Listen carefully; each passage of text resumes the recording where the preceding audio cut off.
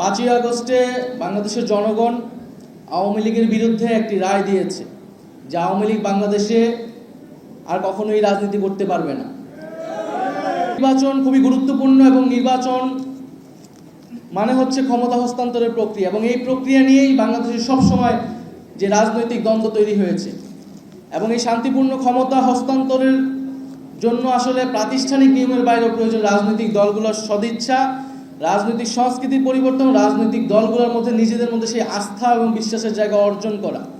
সেই আস্থা ও বিশ্বাসের জায়গা যদি অর্জন না হয়, তাহলে শান্তিপূর্ণ ক্ষমতা হস্তান্তরের যেই সংস্কৃতি সেটি বাংলাদেশে আমরা চালু করতে পারবো না। ফলে আমরা যখন বলি জনগণ সিদ্ধান্ত নেবে আওয়ামী লীগের ব্যাপারে, জনগণ সিদ্ধান্ত নিতে পারে দুইটি উপায়, একটি ভোটের মাধ্যমে, একটি রাজপথে তাদের অবস্থান জানান দিয়ে গণ অভ্যুত্থানের মাধ্যমে। একটি যখন গণ অভ্যুত্থান হয়েছে, যে গণ অভ্যুত্থানে মুজিববাদকে, আওয়ামী লীগকে বাংলাদেশের জনগণ অস্বীকার করেছে এবং জনরোষে সেই ফ্যাসিস্ট সরকারের নেতৃবৃন্দকে দেশ থেকে পালাতে হয়েছে।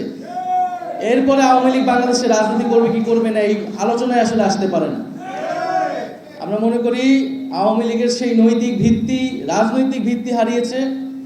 এখন তার আইনি বন্দোবস্ত কি হবে, কোন প্রক্রিয়ায়, কোন আইনি কাঠামোতে আমরা আওয়ামী লীগকে বাংলাদেশের রাজনীতি থেকে দূর করতে পারি এবং একটি গণতান্ত্রিক প্রক্রিয়ায় যেতে পারি, সেই বিষয়ে আমাদের সেই পথ আসলে উত্তরণ করতে হবে। তো সেই জায়গায় আওয়ামী লীগের নিবন্ধন বাতিলটা এই সময় অতি দ্রুত সময় আসলে করা উচিত।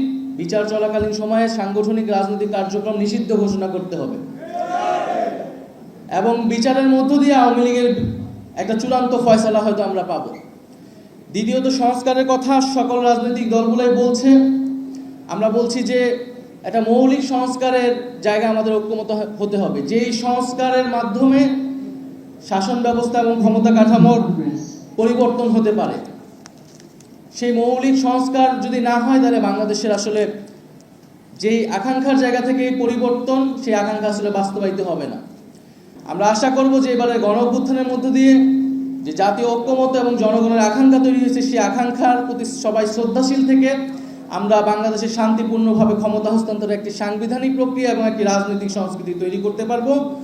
তো আজকে আমাদের পুরো রাজনৈতিক অঙ্গনেই যে আলোচনা ধরে আগাচ্ছে রাজনীতি, সংস্কার, নির্বাচন এবং তার সাথে আওয়ামী লীগের বিচার, আমরা মনে করি যে কোনোটাই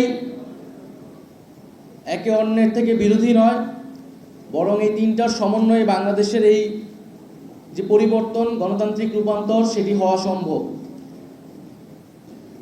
বিগত ফ্যাসিজমের সময়ে এবং এই জুলাই আগস্ট অভ্যুত্থানে যে ফ্যাসিবাদ বিরোধী ঐক্য প্রতিষ্ঠিত হয়েছিল, এবি পার্টি তার অন্যতম ভূমিকা রেখেছে সেখানে।